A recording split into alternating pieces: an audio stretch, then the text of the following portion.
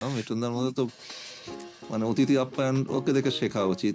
যাওয়ার পরে বসে পুরো রান্না সেদিনকে আমাদের তিনজনের জন্য নিজে করেছে। তাই হ্যাঁ, এটা একটা বড় পুরো এক্সপিরিয়েন্স। আপনি বললেন মিঠুনদা রান্না করতে মিঠুন ভীষণ চক্রবর্তী ভালোবাসে। নিজে রান্না করে আপনাদেরকে একদম। খাইয়েছে। I am a fantastic cook. ये आप मजाक मत सोचिएगा, this is my hobby. Dev এবং মিঠুন চক্রবর্তীকে একসাথে এনেছেন, তারা অভিনয় করেছেন, সাকসেসফুলি হয়েছে। এবার তাদের তো এক আলাদা ভিন্ন ভিন্ন রাজনৈতিক দলের রাজনৈতিক পরিচয়ও আছে। সিনেমার জায়গায় মানে ফিল্ডে এরা কখনো রাজনীতির আলোচনা কখনো করতে দেখিনি। আচ্ছা, আর এর বাইরে আমার খালি মনে হয়েছে যে ফিল্ম করার আগে আপনারা কিভাবে প্রিপারেশনটা নেন? আমরা সিনেমা করি তো আমাদের রিয়েল লাইফ রিল বলতে যেটা বোঝায় আর কি, মানে তোমার আমার জীবনটাই আমরা পর্দায় দেখি। কারণ আমি সবসময় একটা জিনিস বলি যে সবাইকে, যে সিনেমা করাটা সোজা কিন্তু অত সোজা না।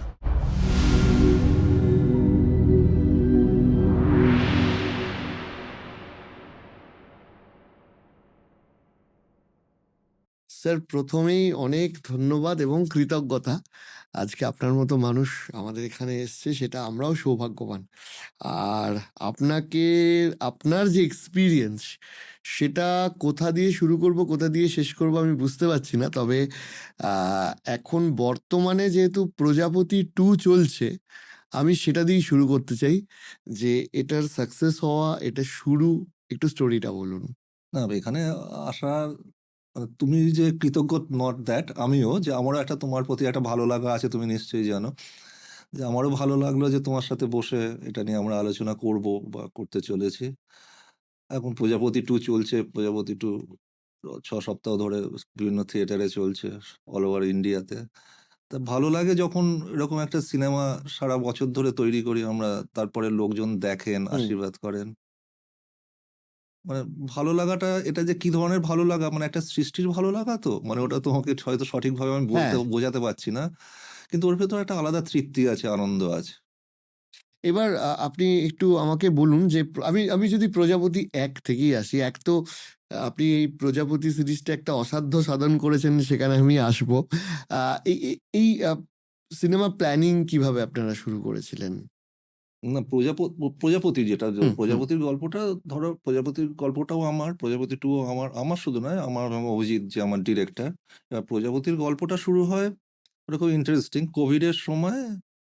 তখন আমাদের টনিক ছবিটা রেডি হয়ে আছে, আমরা রিলিজ করিনি বা রিলিজ করতে পারিনি, কোভিডে হুম, সব বন্ধ। তখন অভিজিৎ আমাকে একদিন দুপুরবেলা একটা আনন্দবাজারের একটা স্ক্রিনশট পাঠায়, ছোট্ট একটা ছবি তুলে পাঠায় যে একজন ডাক্তার ওখানকার শ্রীরামপুরের, মানে খুব ইন্টারেস্টিংলি শ্রীরামপুরেরই একজন ডাক্তারবাবু তার বাড়িতে যিনি আয়ার বা নার্সের কাজ করেন তাকে বিয়ে করছেন। ডাক্তারের বয়স 75 বছর এরকম।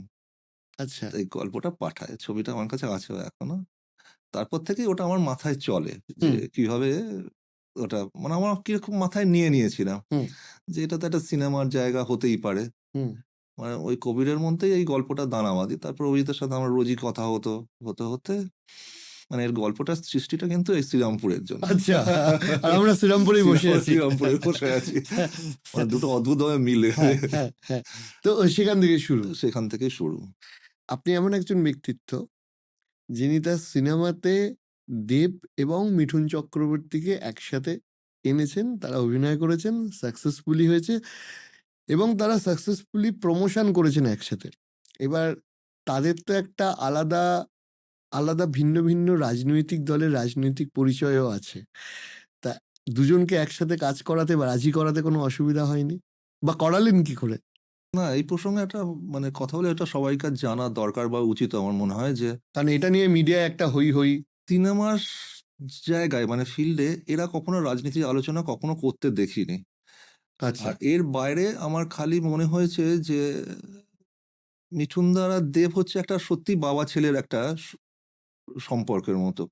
মানে আমার যে প্রজাপতিতে ওরা বাবা ছেলে হয়েছিল নট দ্যাট, ওর বাইরে সিনেমার বাইরেতেও হুম, মানে মিঠুনদার দেবের প্রতি এতটা কেয়ারিং, বা দেবও এত সিনসিয়ার এবং কেয়ারিং মিঠুনদার প্রতি। মিঠুনদার কোথায় অসুবিধা হচ্ছে না হচ্ছে সব ব্যাপারে নিজের দেখভাল করা, সব মানে এটা আনবিলিভেবল একদম। মানে সেখানে আজ অব্দি, মানে এখনো অব্দি এদের দিয়ে এতদিন আমরা শুট করেছি প্রজাপতি 2, কিন্তু দুজনের মধ্যে কখনো কোনো রাজনৈতিক কথা আমি শুনিনি। তাই? নেভার। নেভার। আর ইনফ্যাক্ট যখন প্রজাপতি গল্পটা তৈরি হয়, তখন মিঠুনদা একটা রিয়েলিটি শো করছিল এখানে কলকাতায়। হুম। তা সে সময় আমি দেবকে বলি যে গল্পটা মিঠুনদাকে কিরকম চাইছে। তখন দেব মিঠুনদাকে বলেছিল, তখন মিঠুনদার সাথে আমার পরিচয় ছিল না। তা রাত্রেবেলা 11টার সময় আমি গিয়েছিলাম। হুম। তখন শুট শেষ হয়ে যাওয়ার পরে। সেটা হচ্ছে ওই বানতলার ওদিকে একটা স্টুডিওয়ে। রাত্রেবেলা গেছি, মিঠুনদাকে আমি গল্পটা ন্যারেট করলাম। ১ মিনিট শুনলো। শুনে বলল যে, "ছবিটা করব। আচ্ছা। ছবিটা করব। হুম।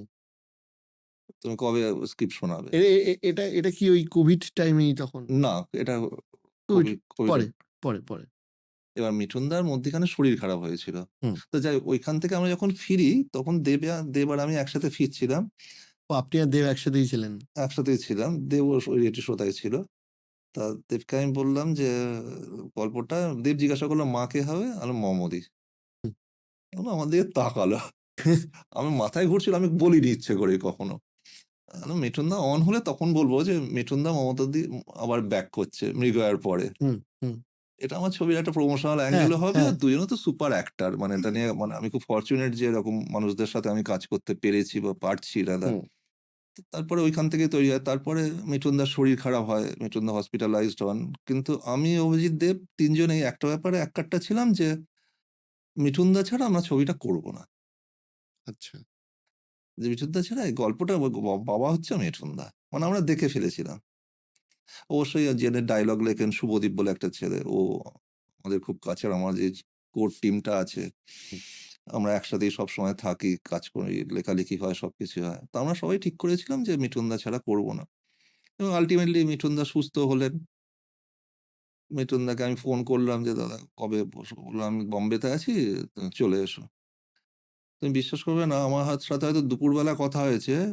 রাত্রেবেলা টিকিট কেটেছি আমি, দেব, অভিজিৎ, পরের দিন সকালবেলা বোম্বে। আচ্ছা। হ্যাঁ? একদম পরের দিন সকালবেলা ফ্লাইট ধরে বোম্বেতে ৩ হ্যাঁ। জনে। এই মিঠুনদার মাঠ আইল্যান্ডে বাড়িটা, বাড়িটা দারুণ একদম। হুম।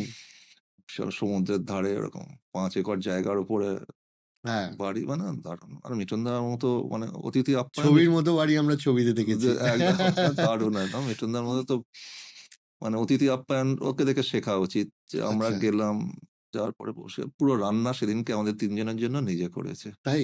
হ্যাঁ, এ তো একটা বড় পুরো। এক্সপেরিয়েন্স আপনি বললেন। মিঠুনদা রান্না করতে মিঠুন ভীষণ চক্রবর্তী নিজে রান্না করে আপনাদেরকে একদম। খাইয়েছিলেন। মিঠুনদা রান্না করতে ভীষণ ভালোবাসেন। আচ্ছা। মানুষকে খাওয়াতে ভালোবাসেন।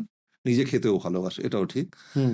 তো পুরো আমাদের সেদিনকে যা রান্না হয়েছিল সব উনি নিজেই রান্না করেন।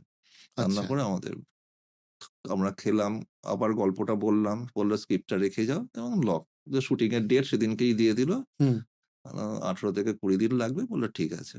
ব্যাস এইভাবে মিঠুনদা প্রজাপতিতে অন হলো। তারপরে তো একটা হিস্ট্রি প্রজাপতি। হুম, হুম, হুম। দেব তাহলে ১ম থেকেই প্রজেক্টটার মধ্যে ছিল। ১ম থেকে দেব সবসময়, ১ম থেকে আমার সব প্রজেক্টে দেব থাকে। দেব ছাড়া আমি এখনো কিছু ভাবতে পারি না। কেন আমি জানি না। মানে একটা আমার মাইন্ড ব্লকেজ আছে আরকি।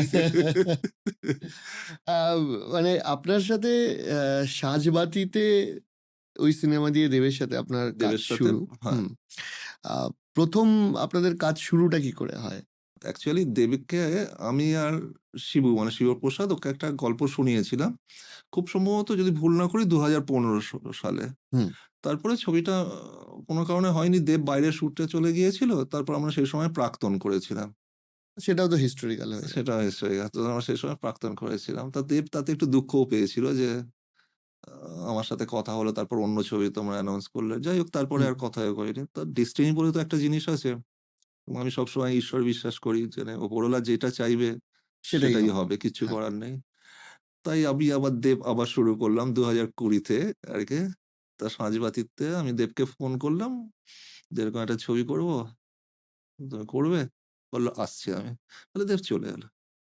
আর সেই ছবির ডিরেক্টর ছিল লীনা গঙ্গোপাধ্যায়। লীনা দি ছিল।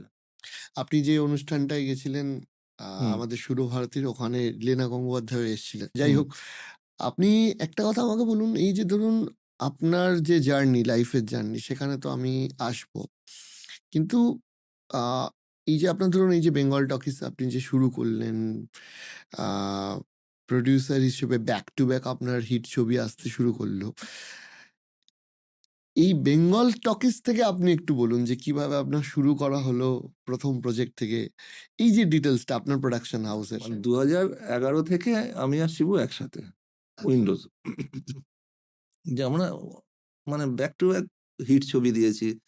পুক্তধারা, অলিক শো, গ্রামধনু, বেলা শেষে, পোস্ত, প্রাক্তন, হুম। তারপরে হামি। হুম। ব্যাক টু ব্যাক হিট ছবি আমরা দুজনে দিয়েছি, এবং দুজনে না, তিনজনে, নন্দিতাদি ছিলেন, নন্দিতাদি আছেন, নন্দিতাদি, শিবপ্রসাদ আর আমরা তিনজন একসাথে। তারপরে যে কোনো কারণেই হোক আমার মনে হলো যে আমি একটু ওখান থেকে একটু বেরিয়ে আসবো। বেরিয়ে এসে আমি একটা নিজের প্রোডাকশন হাউস খুললাম, বেঙ্গল টকিজ। এটা কত সালে আপনি? এটা হচ্ছে 2008-এ, 2019-এ আমার ফার্স্ট ছবি সাঁঝবাতি। সাঁঝবাতি মানে দিয়ে? বেঙ্গল টকিজ আমার না, বেঙ্গল টকিজের ফার্স্ট ছবি 2019-এ। হুম। 2019-এ সাঁঝবাতি, 2020-তে টনিক শুট হলো, কোভিড হলো, কোভিডের জন্য রিলিজ করতে পারলো না। সরি। তারপরে 22, 23, 24, 25 পর পর back to back to back যা ছবি করছি মানুষজন দেখছেন। আচ্ছা, এই ধরুন ফিল্ম করার আগে আপনারা কিভাবে প্রিপারেশনটা নেন, সেটা আমার খুব জানতে ইচ্ছে করছে। বিকজ ধরুন একটা সিনেমা মানুষ তো স্ক্রিনে যখন দেখছেন তখন তারা একটা এন্ড প্রোডাক্ট দেখছেন, তার পিছনে একটা প্যাশন লাগে, পরিশ্রম লাগে। আহ, এই জিনিসগুলোর স্টোরিটা যদি সব সিনেমা মিলিয়ে ঝুলিয়ে আপনি একটা বলেন যে কিভাবে প্রিপারেশন নেন।